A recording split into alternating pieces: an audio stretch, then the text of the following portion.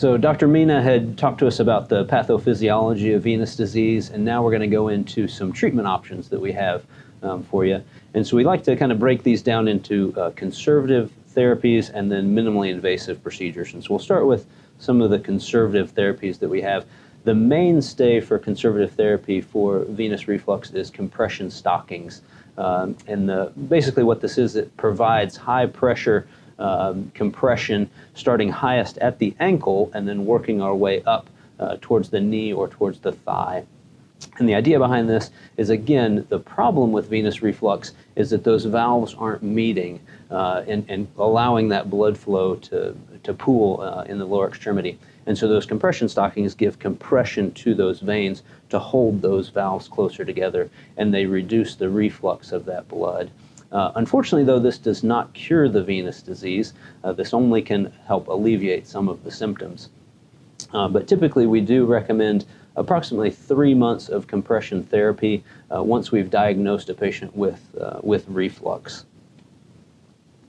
Other things, again, so we hope that the compression stockings are going to help with some of those symptoms that Dr. Mina had described, some of the aching, the pain, the fatigue. They can certainly also help those patients that have ulcer disease. They can help reduce the recurrence of those ulcers and speed up the treatment for patients with some of the deep vein thrombosis, those DVTs, and some of that superficial thrombophlebitis.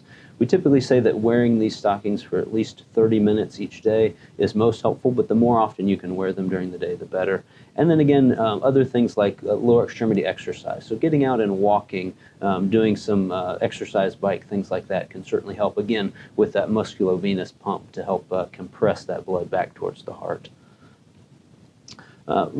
So our next slide shows that we are now going to be talking about some minimally invasive procedures, and we'll get into a little bit more details about that. The other thing that we probably should have on this slide is a number 3, and that's more of our more maximally invasive procedures, or kind of what we used to do. And I like to describe that first before we talk about some of the treatments that we do today, just so you can have a comparison. The mainstay used to be for surgical treatment of venous disease was vein stripping. And that was a procedure that we did in the operating room that required a general anesthetic to put patients completely to sleep. It required a big incision in the groin and a counter incision down on the calf. And we literally went in and pulled that vein out of patients' legs. It was a very painful procedure, required 2 to 3 days stay in the hospital, lots of pain, lots of bruising, lots of swelling afterwards. And we really, because that was such an invasive procedure, we really only reserved that for the worst of the worst patients. Nowadays, fortunately, we have much better procedures, and so we'll talk about some of those minimally invasive procedures. And the mainstay that we do now here in the Vein Center is what we call an endovenous thermal ablation. And essentially what that means is that we actually get access to the vein, so this treatment is actually inside the vein itself, and we insert a small catheter that has a heating element on the end of it that actually causes a thermal ablation or scarring down of that vein. And so this is actually a procedure that we do in an outpatient setting, so it's here in the Vein Center. It only requires a local anesthetic, so we don't need to be in the operating room. We don't need to have a general anesthetic where you're completely asleep. And the procedure typically takes 45 minutes to an hour at the most. These thermal ablations require no long-term recovery, so it is kind of a walk-in and walk-out procedure. Patients typically have a small bit of discomfort the day of the procedure, and then afterwards are kind of back doing their regular activity. When we talk about success rates for this, what we mean is that what we're trying to do is get in that vein and completely scar that vein down, completely close it so there's no more blood flow in there.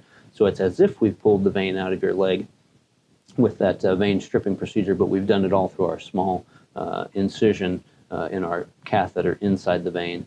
And success rates for that of closing that vein down and preventing any more reflux is 99% success rate.